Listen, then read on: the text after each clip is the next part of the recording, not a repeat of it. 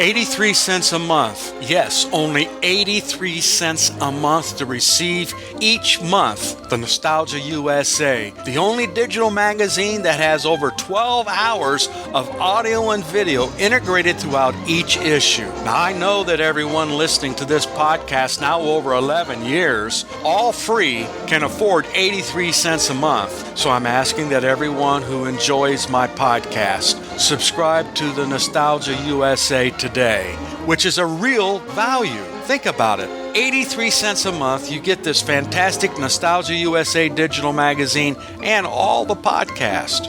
What a deal. Go to oldtimeradiodvd.com today to subscribe. Guaranteed you'll be glad you did. Let's now join our featured presentation. Tired of the everyday grind? Ever dream of a life of romantic adventure? Want to get away from it all? We offer you Escape. Escape, designed to free you from the four walls of today for a half hour of high adventure.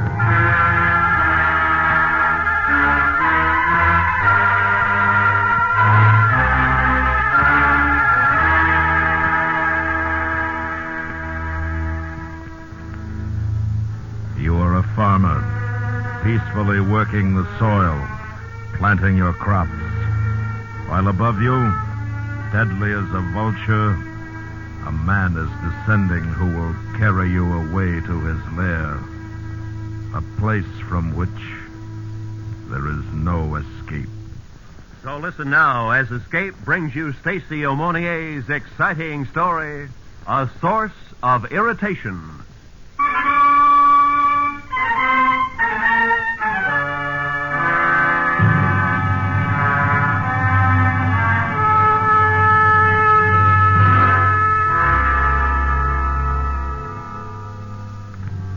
You know, whenever the talk turns to the last war and who won it between the correspondents of the Overseas Press Club on Fleet Street, it becomes a hot two-way fight between the Americans and the Englishmen.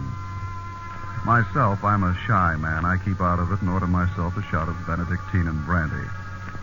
But privately, I have my own candidate. You can take it for what it's worth, but I'd nominate old Sam Gates. I know about Sam because I had occasion to cover the story for the Times.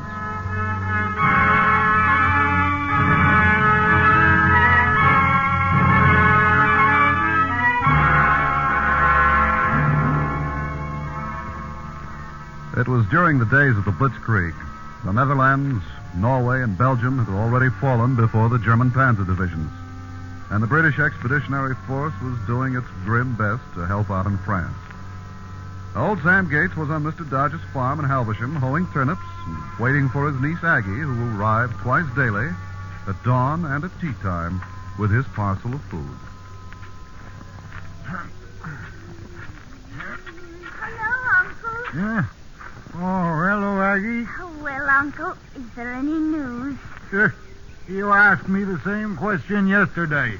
Did I? Yes, and the day before that. Well, it's another day. Any news today? News? What do you want, girl? What news should there be? Well, no harm asking. You have my food? Here you are, Uncle. We cut open a new cheese for you. Well, I'll have a taste of it right now.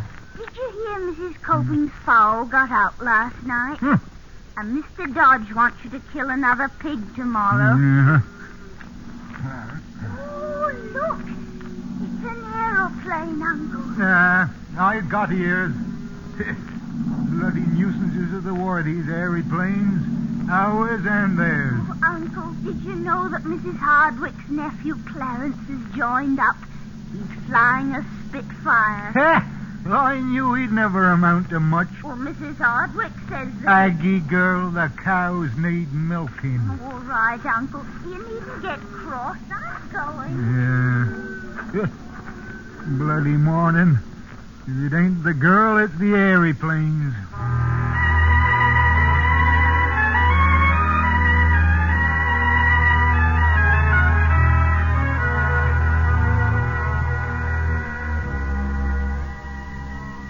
old Sam Gates went back to hoeing his turnips and muttering to himself about this fool world and its inhabitants. But it wasn't an hour later that his thoughts were interrupted by another plane overhead. He waited for it to go away, but it didn't. And what he heard made him look up, startled. A plane was coming down with a Nazi swastika clearly marked on its side, and it was coming down on his field. Oi! Hey there! This ain't no flying field! Stop! Hey! Can't you hear me? You can't land in them turnips. I just hold them. What, you there!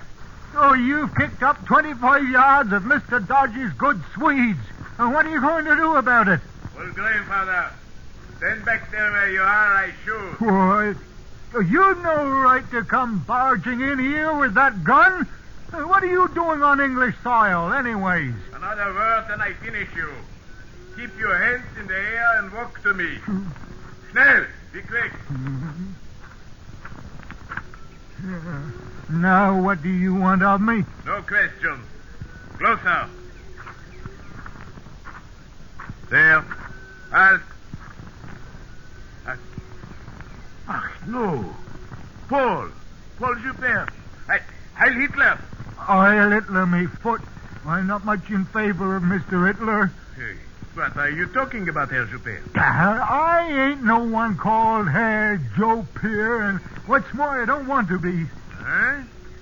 One moment. What do you do? Wait! My beard ain't for tugging. You've been and gone and lost your mind. Quiet. You. What is your name? Yeah, Sam Gates. And who are you? Never mind. Lie down. Huh? Keep your face in the ground. You going to shoot me? Englander Schweinhund. Hey, do as I say. I suppose I'll have to.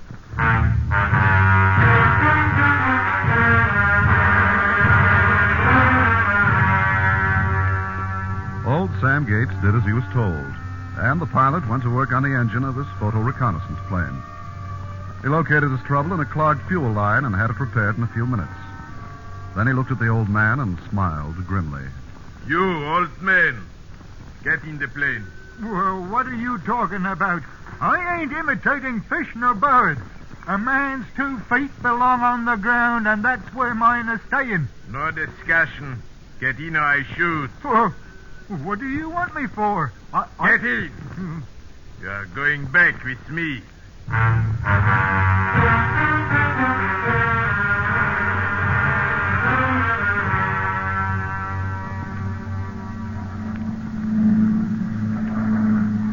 What is the matter, old grandfather? You're so pale. What if I am? I ain't been in the hands of a madman before. I want to be set down this minute. I can't be flying about the country with hoeing still to do, and Mr. Dodge's turnips only half thinned. Turnip. Hey, what's that noise from? You're Englishmen. They are shooting at us. Who? Better say your prayers, grandfather. I've been praying, but I can't decide whether I want the Almighty to strike you down or save me.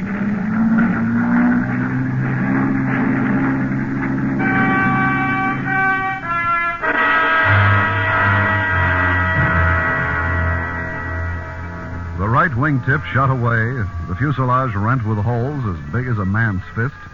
The Nazi reconnaissance plane, nevertheless, remained miraculously aloft. Neither Hausman, the pilot, nor old Sam Gates was hurt. Sam was being spared for other things. Within minutes, they had crossed the channel and were gliding downwards. Sam knew by the roofs of the houses, the trees and streams, that he was in a foreign country. When they landed, Sam found himself behind German lines in France.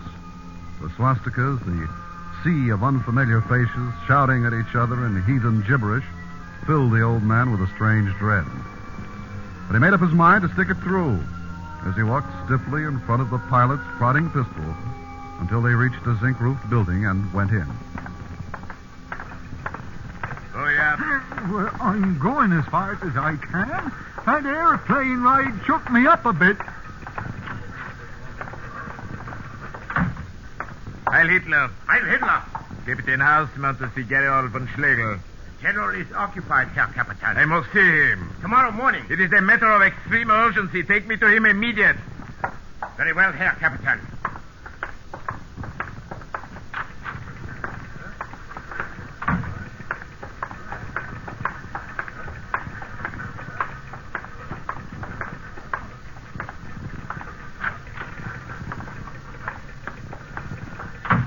Herr Capitan Hausmann, Herr General. Get the pipe out of your mouth. Stand at attention, grandfather.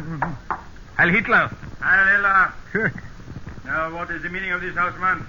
Who is this old farmer? I brought him from England, Herr General. Hausmann, have you gone mad? Ah, that he has. Mad as a March hare. Without a by your leave, he comes thundering out of the sky, kicking up 25 yards of good turnips, and snatches me from the honest toil to go flying off with them. Quiet, you. Herr General, please look at him closely. What do you expect me to see, Hausmann? No. Paul Joubert. I never heard of any Paul Joubert. My name is Sam Gates, and as much as your flying machine grinds a man's bones to dust, I'll expect you to have one deliver me safe and sound to Mr. Dodge's farm on my native soil, or the king will hear of this. This is not Paul? No, Herr General. Joubert is now a gardener at the convent of St. Eloise at Maillet-en-Honor, 100 feet from British field headquarters in Paris. I know where he is supposed to be. What is the point of all this, Hausmann?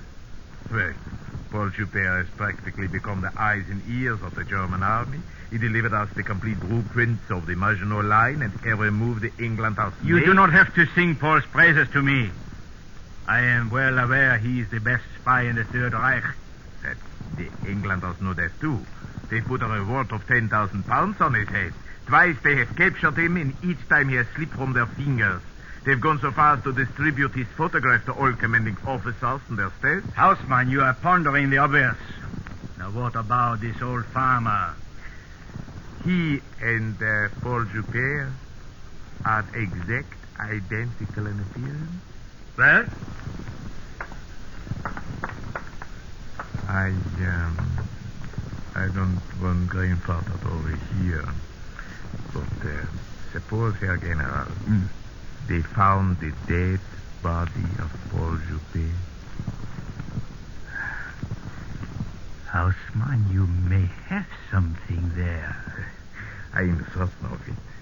Put grandfather in one of our uniforms with Joubert's identity card in his pocket and allow the Englanders to find him dead behind our lines. Excellent. The English will spread the word of Paul's death to the other allies, and the real Paul Joubert will be free to continue his labors undisturbed. Hausmann, you are a clever man. Danke, Herr General. Do not worry, Hausmann. Word of this will reach the Führer himself. But now we do not have a moment to lose. The English are attacking Hill 701, which we are abandoning within the hour to straighten our lines. The perfect place for our little plan. Take up a Lieutenant Schutz with you. Ja, mein Herr. Keep the farm at the front lines until the order for retreat is given. Then shoot him. But do not disfigure him. And be sure to lay him out face upwards. I understand perfect. Proceed immediately, Hausmann. Heil Hitler! Heil Hitler!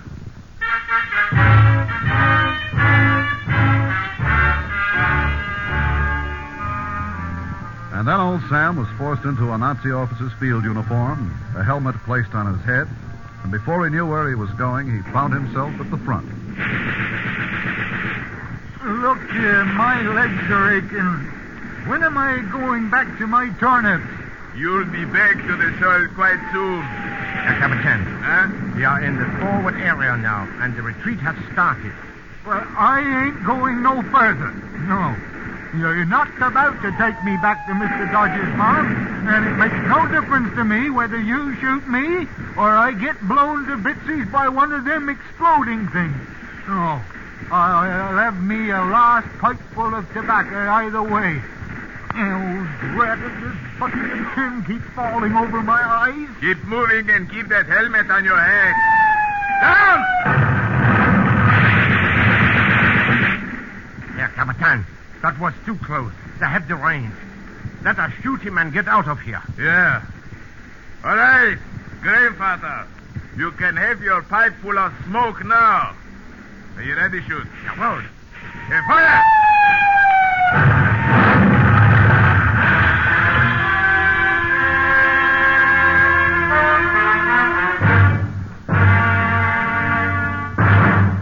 We will return to Escape in just a moment, but first, this Tuesday night, hear the premiere performance of 21st Precinct, a new hard-hitting mystery series revealing the inner workings of the world's largest police force. 21st Precinct, every Tuesday night on most of these same CBS radio stations. And now, back to Escape.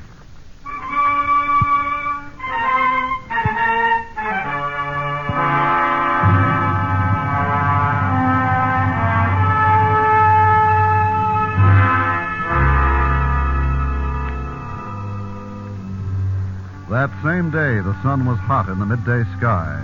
As an hour later, a forward patrol of English Tommies rounded Hill 701 and saw the bodies of Lieutenant Schutz, Captain Houseman, and behind a rock, old Sam Gates, lying with his pipe still in his hand. They were about to move on when the corporal, coming up from the rear, stopped them. Hold on a minute. What's up, Corp? We've got to get back to battalion headquarters. The one there with the pipe seems to be breathing. Leave him to the aid boys. They'll be along in a bit. Righto, Sergeant, but he might be a pretty big fish. That's headquarters insignia he's wearing. All right, Simpson. See if we can bring him around.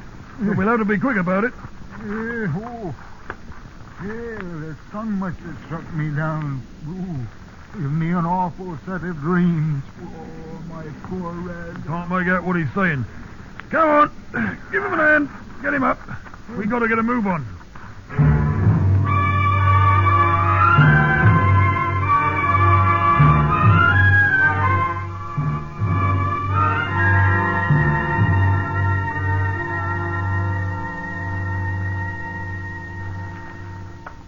Is this the prisoner, Sergeant? Yes, sir. He's a bit shaken, but otherwise he's all right, sir. Seems to understand English. Name? Sam Gates. Rank? Don't know what you're talking about. Rank. Army rank. Well, I've nothing to do with any armies. You mind telling me where the devil I am? Huh? Speaks English like a native. Your identification card, please. Eh? Zigdina identification Karte. Look here, what are you talking Nazi for? You're an Englishman, same as I am. Search him, Sergeant. Yes, sir. Here you are, sir. Thank you, Sergeant. Well, the master spy himself, Paul Lupin. Well, you won't get away from us this time, Paul. Well, has the whole world gone daft? My name is Sam Gates, and I was christened so by me maiden Aunt Christina. And I'm no Paul Joe Peer, and I never was.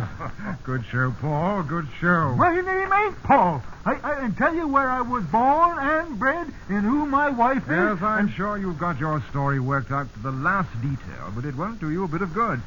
You were tried by our court-martial September last, and the verdict still holds.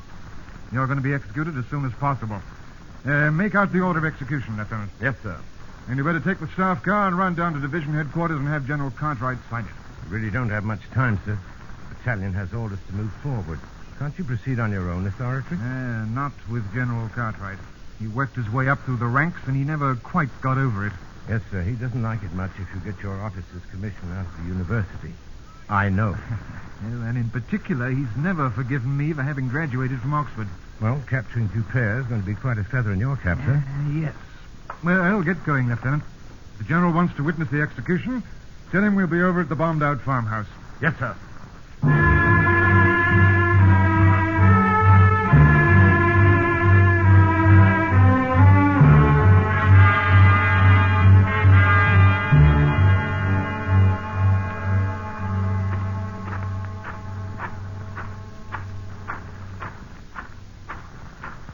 Squad, halt!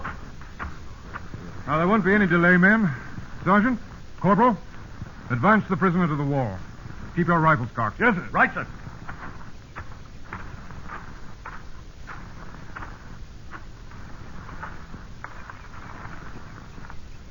Paul Joubert, have you anything to say before the sentence is executed? My name is Sam Gates, and if I was 20 years younger, I'd give you a punch in the ruddy eye. Why, you had me guilty before I opened my mouth. You can go to bloody blue blazes. Oh, very well. Is there any last request you have to make?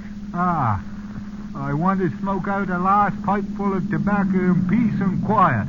And I don't want none of that white cloth blinding me eyes. Our request granted. Begging your pardon, sir, but the general's driven up. All right, Sergeant. All right, Mosley. What's this all about? Is that Paul Joubert? Yes, sir. A most remarkable man. He not only bothered to learn English, but he even went to the trouble of mastering our local dialects. Calls himself Sam Gates.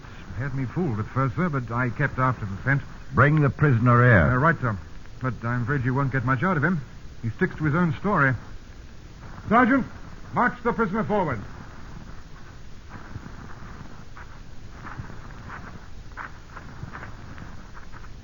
Say your name is Sam Gates? It is. And if you had any sense, you'd believe me. I was minding my business, owing Mr. Dodge's turnips in Alversham, when this daft aviator comes swooping down in his aeroplane, tearing up good sweet, and he snatches me away with him. Kidnapped, eh? And how did you manage to get into a Nazi's officer's uniform? Explain that. Oh, they was hatching something, that's what.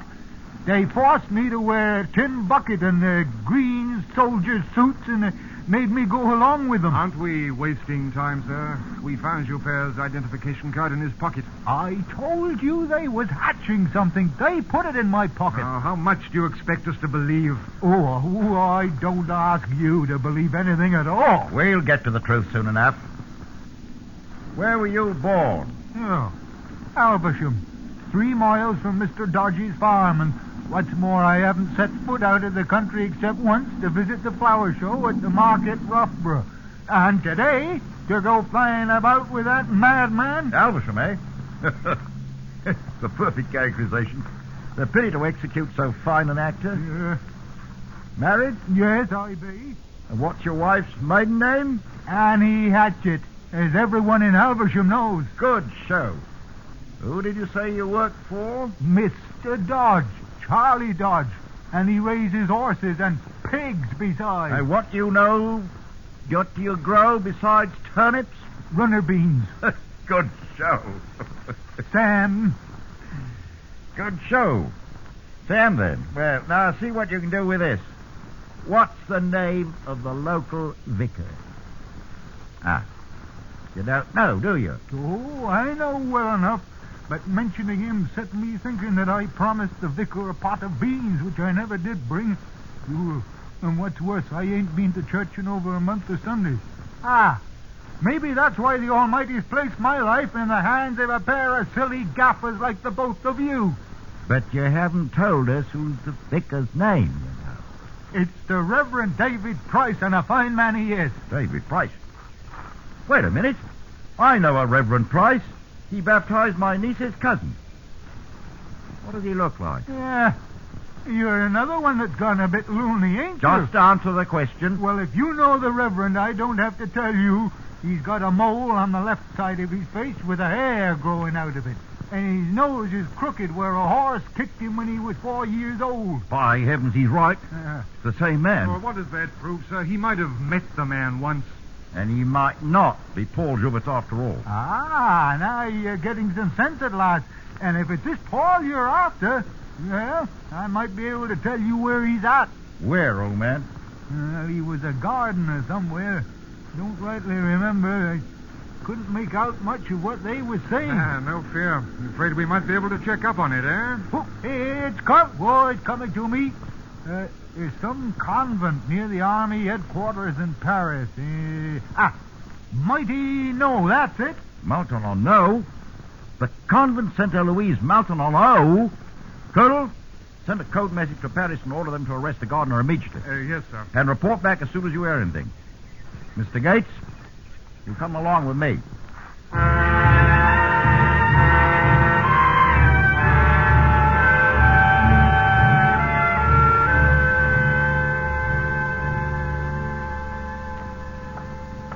Colonel Mosby reporting to the General, sir. Well, Message from GHQ. They've arrested the gardener, sir. He is Paul Joubert, all right? You realize that Joubert might still be at large? Yes, sir. And Sam Gates here shot to death by his own people? Yes, sir. You're an Oxford man, aren't you, Mosby? Yes, sir. I never went to university. I worked my way up through the ranks. Dismiss!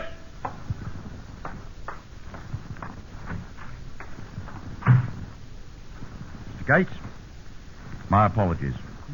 Paul Joubert is under arrest, and your honor is vindicated. You'd have done better to listen to me in the first place. I certainly would, Sam. But you'll hear more of this. The king is certain to award you the Victoria Cross or something of that sort. Now, in the meantime, what can I do for you? Well, I want to get back home. That can be arranged. Yeah, but I'd like to get home at tea time. What time's that? Well, 5 o'clock or thereabouts. Wait a minute. Yes, sir. Ring up Wing Commander Jennings, RAF headquarters. Yes, sir.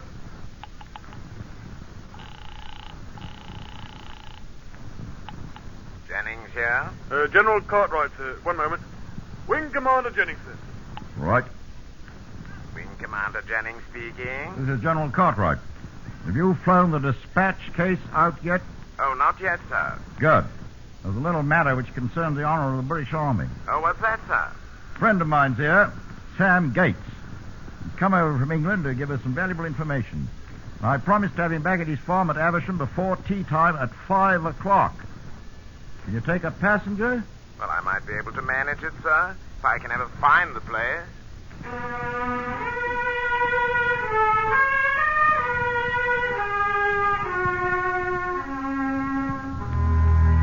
At a few minutes before 5, Wing Commander Jennings landed his light plane on Mr. Dodge's farm, being very careful to tear up as few turnips as possible. The commander shook hands with Sam and flew inland. The old man watched him and went slowly along and completed a line of turnips he had begun in the morning, as he watched for his niece Aggie to arrive with his parcel of food.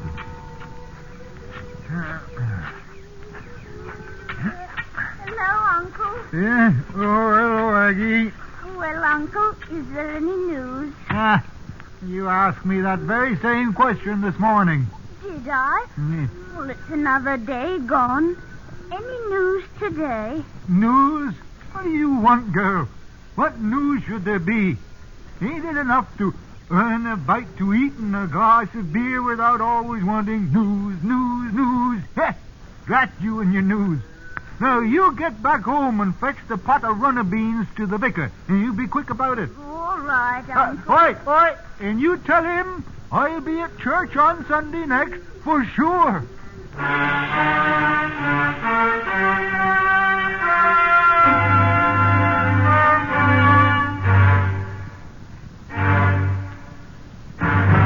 Under the direction of Anthony Ellis, Escape has brought you A Source of Irritation by Stacy Ammonier, adapted by Meyer Dolinsky, and starring Ben Wright as Sam.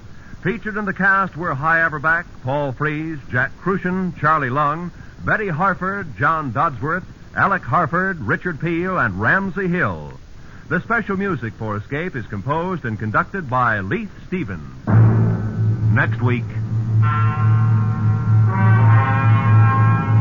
You're in the suffocating depths of a jungle, listening to the words of your companion, while the native people, seemingly friendly and quiet, are awaiting the moment to strike, which, when they do, will mean a fate from which there is no escape. So listen next week when Escape brings you Somerset Maugham's exciting story, The Outstation.